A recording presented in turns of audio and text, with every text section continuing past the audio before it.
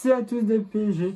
On va retrouver pour ce petit débrief du dernier match de préparation du Paris Saint-Germain où Paris affrontait les FC Séville. Alors le match s'est passé au Portugal. Même pas pourquoi, je ne sais pas. Alors ce match était intéressant dans la mesure où c'était déjà le dernier match de préparation de Paris. Mais surtout c'était, on a une petite répétition générale, j'ai envie de te dire, avant le match de dimanche pour le trophée des champions contre Lille. Voilà. Bref, commençons ce match. Alors, bon, toujours pas de joueurs, on va dire, majeurs dans l'équipe, bon, à part Hakimi, Icardi, Draxler, Dieye, Navas, etc. Bref, on n'a pas encore toute l'équipe qu'on devrait avoir pour, normalement, la Ligue 1.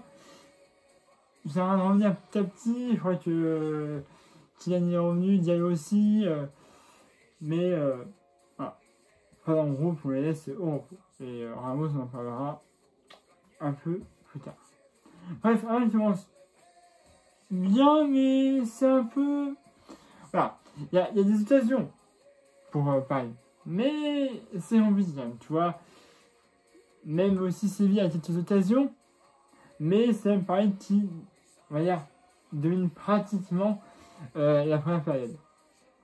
Mais, malheureusement, 5 minutes avant la mi-temps, on aura l'arbitre qui va... Et c'est un penalty pour le FC Séville. Malheureusement, c'est Navas qui te met une faute dans la phase de réparation, qui a été suivie d'ailleurs d'un carton jaune. Mais, malheureusement, l'arbitre siffle penalty pour le FC Séville. Vraiment, au cours du match, on va dire, Séville, ça fait 1-0 pour Séville, but de Rakitic sur penalty. Voilà. C'est un peu dommage de se prendre un but 5 minutes avant la mi-temps, tu vois. Mais voilà, comme ça, après, faut pas non plus trop s'affoler, c'est un match de préparation. Tous les titulaires habituels, normalement, on va dire, ne sont pas là. Donc, voilà, faut pas trop non plus se dire mince. Mais c'est un peu bête quand même de se prendre un penalty à 5 minutes de la mi-temps. Et donc, ce sera le score à la mi-temps 1-0 pour le CCI, but de Rakitic sur penalty. Alors, on va regarder qu'il y a plusieurs changements. Hein, mais quelques minutes, tu vois, commencer. On a une passe magnifique de la séparation de Calimendo pour Italie, ça fera 1-1 égalité, but de Icardi à la 48e minute de jeu. Ok, on prend. Franchement, c'est une très belle passe de Calimendo. Il est dans la surface. Il fait une passe décisive à Icardi. Icardi n'a plus qu'à frapper et ça fait but 1-1. C'est bien.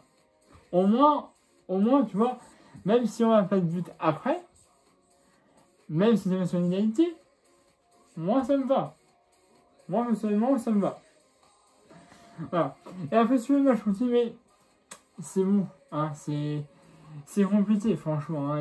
Il y a certes des occasions pour Séville, aussi pour Paris. Donc c'est un peu équilibré, mais c'est quand même très dur. On a eu, je crois, beaucoup quand même de turniers, pour nous en tout cas. Donc, c'est dommage qu'on n'a pas pu marquer sur des turniers. Mais bon. Et donc, à la 62e minute de jeu, là on aura Séville qui va prendre l'avantage et ça fera 2-1 pour Séville, but de Oscar à la 62e minute de jeu. Et c'est dommage, si on perd, tu vois, c'est dommage qu'on perde.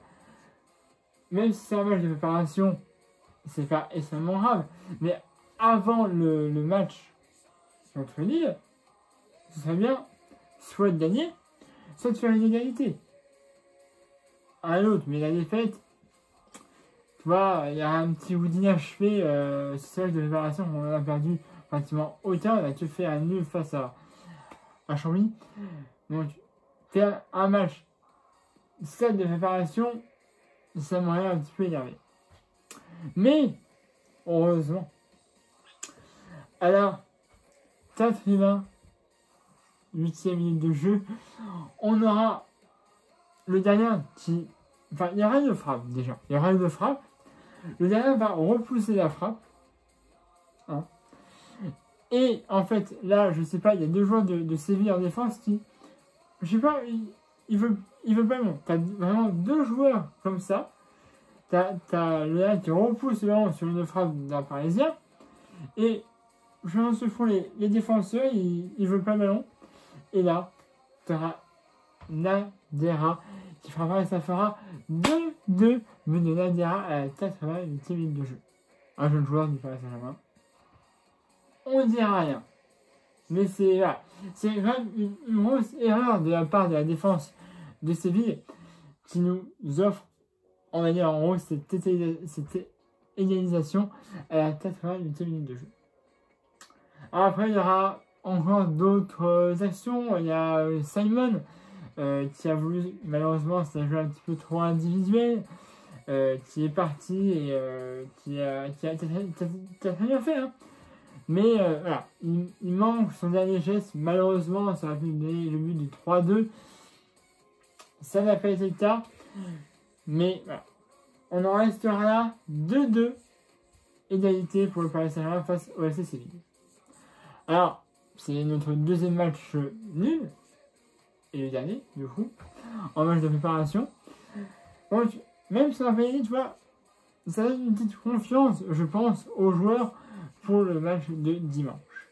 Alors, c'est un match de dimanche. Je ne sais pas qui va revenir. Alors, peut-être que Thierry sera là. Daniel, je crois qu'il est revenu il y a quelques jours. J'espère, peut-être, qu'on aura Wijnaldum. Ramos, on l'aura pas. Sûr à 100%, vraiment. Parce que pendant l'entraînement, il a ressenti une gêne à la cuisse. Et donc, blessé.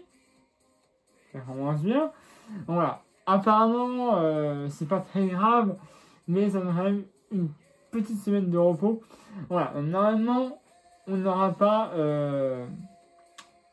Ramos pour le match face à Lille. Malheureusement, j'en ai voulu le voir commencer un match avec le Paris Saint-Germain. Mais il ne peut pas, il a une petite blessure qui n'est pas trop grave. Normalement, il pourra reprendre, j'espère, avec l'entraînement et puis débuter un match en Ligue 1. Voilà. Sur ce, je vous dirai plus longtemps. Hein. Abonnez-vous à ma chaîne YouTube si j'ai fait. La page Facebook dans la section d'habitude. J'espère que vous laissez un pouce bleu. Vous avez aimé cette vidéo. Et puis normalement, si tout se passe bien, puisque là encore c'est compliqué. Hein. Et bah dimanche. Voilà. Pour le trophée des champions contre Lille, qui se jouera à Tel Aviv. Si je ne me trompe pas. Donc voilà, ça commencera je crois à 20h chez eux, 21h l'hôtel chez nous. Donc ça, il n'y a pas trop de décalage horaire.